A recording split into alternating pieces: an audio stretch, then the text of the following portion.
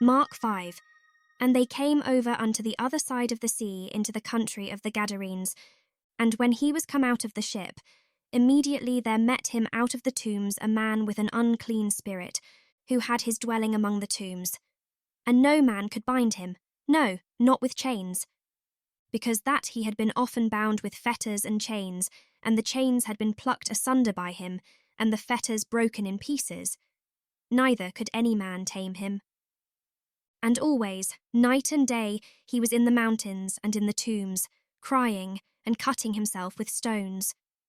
But when he saw Jesus afar off, he ran and worshipped him, and cried with a loud voice and said, What have I to do with thee, Jesus, thou Son of the Most High God? I adjure thee by God, that thou torment me not. For he said unto him, Come out of the man, thou unclean spirit. And he asked him, What is thy name? And he answered, saying, My name is Legion, for we are many. And he besought him much that he would not send them away out of the country. Now there was there nigh unto the mountains a great herd of swine feeding. And all the devils besought him, saying, Send us into the swine, that we may enter into them. And forthwith Jesus gave them leave. And the unclean spirits went out and entered into the swine, and the herd ran violently down a steep place into the sea. They were about 2,000, and were choked in the sea. And they that fed the swine fled, and told it in the city and in the country. And they went out to see what it was that was done. And they come to Jesus, and see him that was possessed with the devil, and had the legion sitting and clothed, and in his right mind. And they were afraid. And they that saw it told them how it befell to him that was possessed with the devil, and also concerning the swine. And they began to pray him to depart out of their coasts. And when he was come into the ship, he that had been possessed with the devil prayed him that he might be with him. Howbeit Jesus suffered him not, but saith unto him, Go home to thy friends, and tell them how great things the Lord hath done for thee, and hath had compassion on thee. And he departed, and began to publish in Decapolis how great things Jesus had done for him, and all men did marvel. And when Jesus was passed over again by ship unto the other side, much people gathered unto him, and he was nigh unto the sea. And, behold, there cometh one of the rulers of the synagogue, Jairus by name, and when he saw him, he fell at his feet, and besought him greatly, saying, My little daughter lieth at the point of death. I pray thee come and lay thy hands on her, that she may be healed, and she shall live. And Jesus went with him, and much people followed him and thronged him. And a certain woman, which had an issue of blood 12 years, and had suffered many things of many physicians, and had spent all that she had, and was nothing bettered, but rather grew worse. When she had heard of Jesus, came in the press behind, and touched his garment. For she said, If I may touch but his clothes, I shall be whole.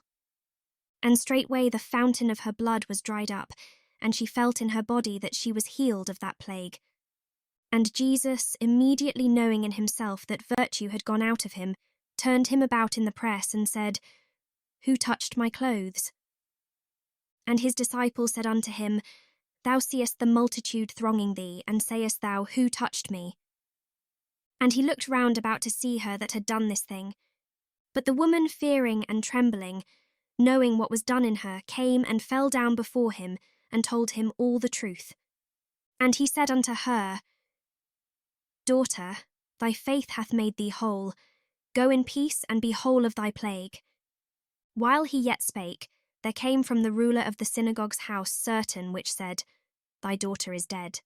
Why troublest thou the master any further? As soon as Jesus heard the word that was spoken, he saith unto the ruler of the synagogue, Be not afraid, only believe. And he suffered no man to follow him, save Peter and James and John the brother of James.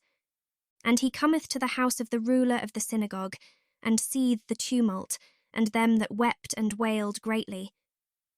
And when he was come in, he saith unto them, Why make ye this ado, and weep? The damsel is not dead, but sleepeth. And they laughed him to scorn. But when he had put them all out, he taketh the father and the mother of the damsel, and them that were with him, and entereth in where the damsel was lying. And he took the damsel by the hand, and said unto her, Talitha cumi, which is, being interpreted, Damsel, I say unto thee, arise. And straightway the damsel arose and walked, for she was of the age of 12 years. And they were astonished with a great astonishment. And he charged them straitly that no man should know it, and commanded that something should be given her to eat.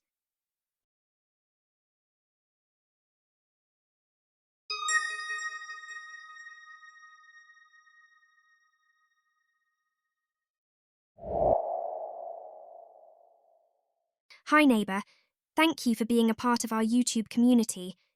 If you enjoy the channel, please then consider joining our Patreon page, The Waiting Room.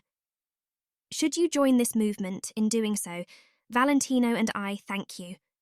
And to those who are thus a part, we are truly honoured. Your monetary support will henceforth contribute verbally to then reach numerous lost souls, impacting those lives spiritually, possibly forever.